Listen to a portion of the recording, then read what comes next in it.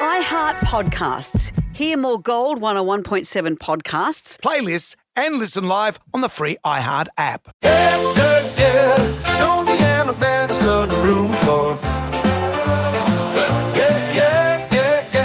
It's Jonesy Amanda's got the room for. On the cutting room floor today. Last year, I had the pleasure of visiting Namibia with Dr. Chris Brown. Oh, yeah. Namibia is in the news at the moment. They've had elections. And you know, someone who's set to win the election, he's won a previous election there, he's set to win an election, is Adolf Hitler. Adolf Hitler, there is a politician called Adolf Hitler, and he has said that his father, who named him, had no idea about the Nazi leader when he called him Adolf Hitler. Yeah, well, they didn't really have much in the way of TV over in Namibia. Like they don't have bras, they don't have TVs, that sort of stuff. I saw women wearing bras. I saw televisions. I think you're thinking of the old days. And fair enough. In the Namibs, when you go over there, is there women just walking around topless? I saw some of that. Yeah, of course. Yeah, you would have seen that. Yeah, and that's where also you get that dialect, the Bushman click. Yeah, from The Gods Must Be Crazy. Yeah, they learnt it from the film, Brendan. That's where I get all my learning from. There are some names that you just don't recreate. I mean, as he said, his father didn't know the connotation. His first name, so his whole name is just Adolf Hitler, or is it Adolf first name, Hitler second name? His name is Adolf Hitler Unoma. Okay. And so he's got the first, second, and then his African surname. Yep. As he said, he's spoken previously about his infamous name. He came to global attention when he first won the election. His father, quote, probably didn't understand what Adolf Hitler stood for. As a child, I saw it as a totally normal name, he said. I mean, for example, if your surname is Malat, that's no fun. No. But you wouldn't knowingly call your child Ivan Malat. There are some names you just don't go near. I met a guy called Malat once, and I said, so, part of the Malat clan? He goes, oh, no, I'm not, a distant cousin, but, we're not going to kill you. That's hard, isn't it? It is hard. Remember, seemed reasonable, though. I knew a man who was a pilot, and his name was Peter File. You can't say it without sounding like you know what. So we had to change it. I won't say what he changed his name to. I'll give him his privacy. Yeah. But you can't say it's your Captain Pedophile here. Yeah, hello, it's Pedophile. Is a pedophile here in the cockpit? My dad. Would you like to come and join me? My dad used to fly with a guy called Richard Crapp. And but what first name could go with Dick that? Crapp. But Richard Crapp, I don't know, but the host you got on air, because you're supposed to say, on behalf of Captain Crapp and his crew, she said, on behalf of Captain Crew and his crap, which everyone had a good old laugh at. It's very hard when you do that stuff. It's hard, isn't it? It is hard. But with Adolf Hitler, is he going to win the Namibian election? They're expecting Adolf Hitler to win. He previously, let's have a look at the stats here. He's poised to win it. He received previously 85% of the vote. Oh, goodness. When that happens in Africa, you know it's legit.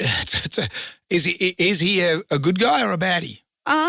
It doesn't say. Because what's Namibia like? Those African countries, they can change at a drop of barometric pressure. It's an interesting country because there's a lot of tourism there. Yep. And a lot of foreign investment there. So I think it's a relatively stable African country.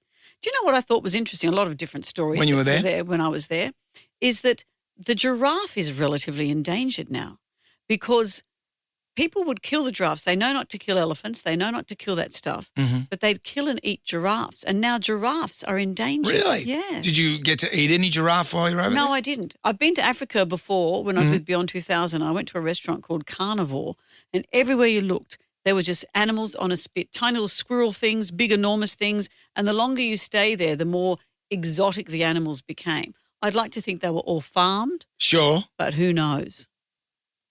Yeah, I know. What's the most exotic food you've eaten? Animal you've eaten then? Well, I don't know if I had the crocodile. See, I've had crocodile. Yeah, it's oily, isn't it? I've had it in Australia. It's like salmon. The consistency, it's been a while since I've had it. It's like a greasy chicken. Yeah, I didn't hate it, but I wouldn't seek it out. No, and I didn't like knowing what it was. It's funny where we draw the line. I'm a meat eater, so I can eat a cow, but I would refuse to eat a dog. Terry, I wouldn't eat a whale.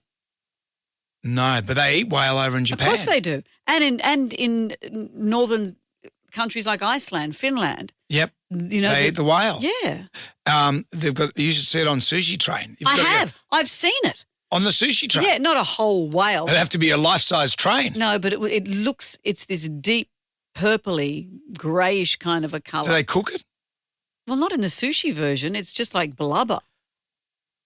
I didn't try it. Terry Irwin was telling us one time that we shouldn't be eating apex predators. But for a long time, we used to eat shark in Australia. It was called flake, wasn't it? You call it flake. You go to the fish and chip shop and there'll be flake and chips, which is shark.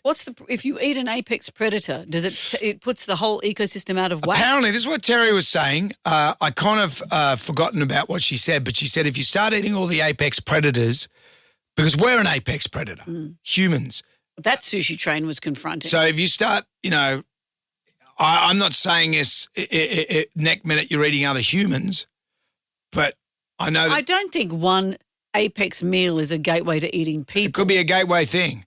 Vegetarians, they say if you want to get them off the veggie, give them a bit of bacon. That is the gateway protein, straight on there. So do you think if you eat one apex predator, suddenly you're craving human flesh? Yeah, because I'm looking at you now and your head has turned into a giant chicken drumstick. I think you're a fool. Okay, kids, that's it for today. Come back tomorrow for more Jonesy and Amanda's Cutting Room Floor.